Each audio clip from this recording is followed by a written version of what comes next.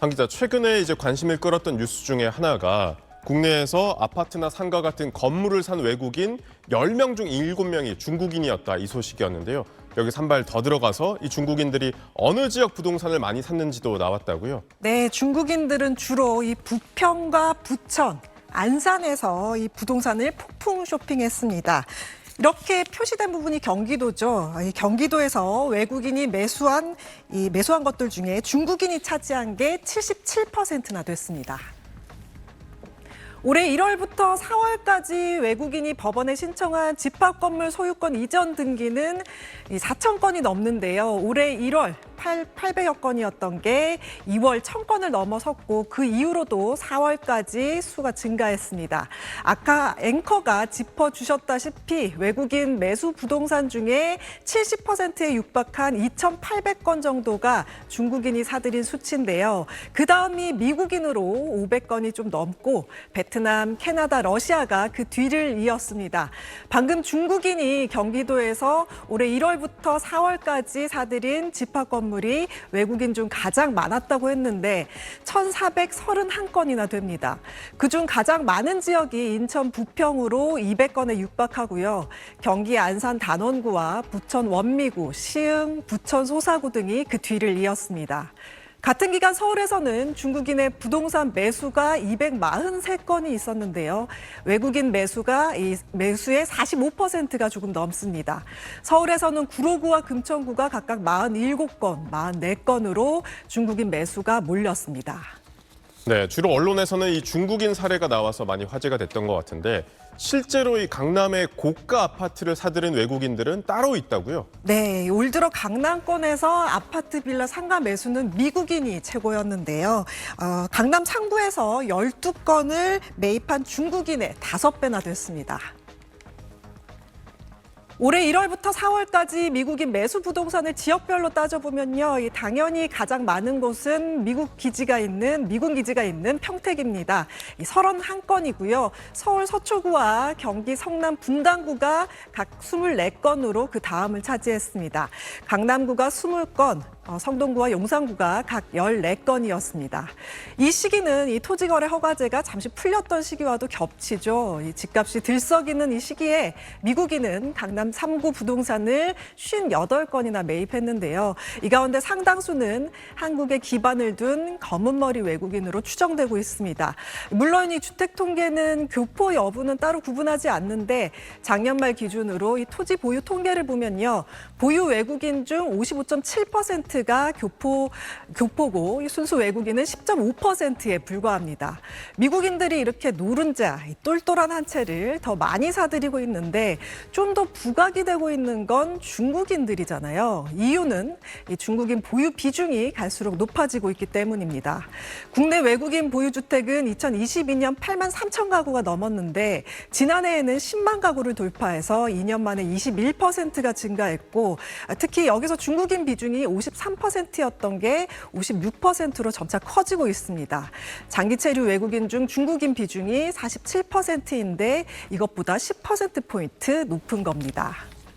이렇게 외국인들이 말 그대로 부동산 폭풍 쇼핑을 할 수 있는 게 대출 규제나 각종 규제를 피할 수 있어서 그런 거 아닙니까? 네, 지난 3월에는 33살 중국인이 국내 금융기관 대출 없이 서울 성북구 단독주택을 119억 7천만 원에 구입을 해서 화제가 됐습니다. 외국인도 우리 쪽 은행에서 이 대출을 받으면 각종 대출 규제가 적용이 되지만 그쪽 나라 은행에서 대출을 받으면 규제에서 벗어날 수 있습니다. 여기에다가 외국인은 세대 현황이 제대로 파악되지 않다 보니까 이 다주택자에 대한 취득세, 양도소득세 중과도 제대로 할 수 없게 되고요. 또 우리 입장에서는 억울하고 형평성에도 맞지 않는 게 중국에서는 최소 1년 이상 합법적으로 살아야지만 주거용 부동산을 구입할 수 있거든요. 이것도 사회주의 국가라 소유권이 아닌 장기 임차 사용권입니다. 근데 중국인은 자본주의인 한국에서 돈만 있으면 사들일 수 있는 상황이라는 겁니다. 네, 잘 들었습니다. 우리나라 주택 가운데 외국인이 보유한 주택이 처음으로 10만 가구를 넘어섰습니다. 국내 전체 1931만 가구 중 약 0.5%에 해당하는 규모입니다. 국적별로는 중국인 소유가 5만 6,301가구로 절반을 넘어섰습니다. 미국인과 캐나다인이 그 뒤를 이었는데요. 지역별로는 수도권의 전체 외국인 보유 주택의 72.7%가 집중됐는데 구체적으로는 경기도와 서울, 인천 순으로 나타났습니다. 보유 형태로는 아파트 같은 공동주택이 91% 이상이었습니다. 지난달에도 중국인 투자자들은 주로 국내 중국인 밀집 지역으로 알려진 서울 금천구, 구로구, 영등포구 등에서 아파트를 사들인 것으로 확인됐는데요. 고가 주택을 매입하는 경우도 있었습니다.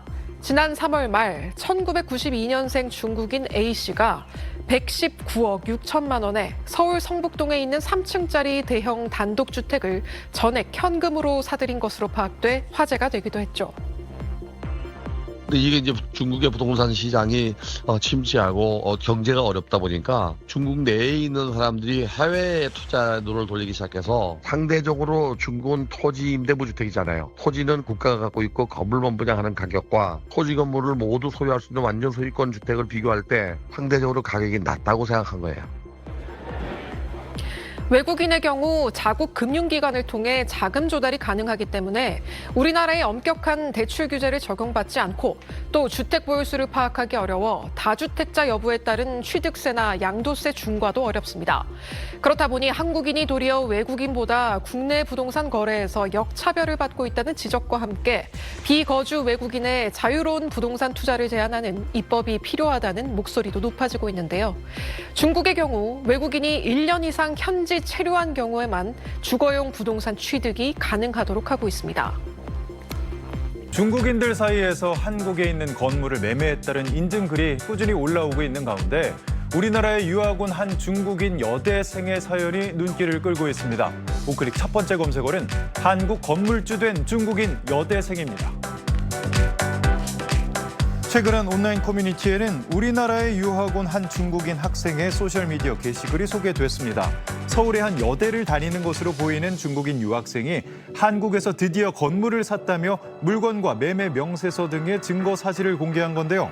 2년 동안 부동산을 알아보다가 이번에 큰맘 먹고 샀다며 이전 건물주가 관리를 잘 안 해서 인테리어를 새로 해야겠다는 계획을 전하기도 했습니다. 사진 속 건물은 1층에 식당이 입주한 주택가 소형 건물로 옥탑방 포함 5층짜리 건물이었습니다. 건물의 매매가는 16억 4천만 원 정도로 전해졌는데요. 글이 확산하면서 중국은 내외국인을 불문하고 토지의 사적 소유 자체를 인정하지 않는데 왜 우리나라는 외국인이 쉽게 건물을 소유하게 만드는 거냐며 비판하는 목소리가 나오고 있습니다.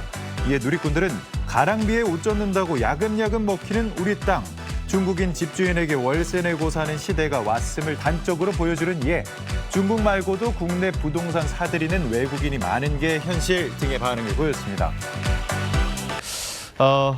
30대 중국 여성이 일본 오키나와의 무인도 절반을 사들인 사실이 뒤늦게 알려졌는데요. 이 소식에 일본은 발칵 뒤집혀졌고 중국은 환호했습니다. 여성이 구입한 무인도는 오키나와현 북쪽에 있는 무인도인데요. 지난달 이 여성은 자신의 SNS에 이 섬을 1억에 샀다며 사진을 찍고 섬을 돌아다니는 영상도 함께 올렸습니다. 섬은 도쿄돔 면적의 16배에 달하는 오키나와에서 가장 큰 무인도로 여성은 3년 전 이 섬의 절반 정도를 구입한 것으로 전해졌습니다. 오랫동안 부동산업에 종사했다고 밝힌 이 여성은 사업 목적으로 섬을 샀고 아랍 왕자 같은 사람을 만나면 팔 수 있을 거라고 생각한다고 말하기도 했습니다. 이 소식을 접한 중국인들과 일본인들의 반응이 정반대였는데요. 중국인들은 영토가 늘었다며 환호했습니다. 반면 일본인들은 이 섬이 미군 기지와 멀지 않은 곳에 위치해 있다면서 안보에 문제가 생길 수 있다고 우려했습니다. 또 일부에서는 중국의 오키나와 침공을 위한 초석이라는 등 민감한 반응을 보이기도 했습니다.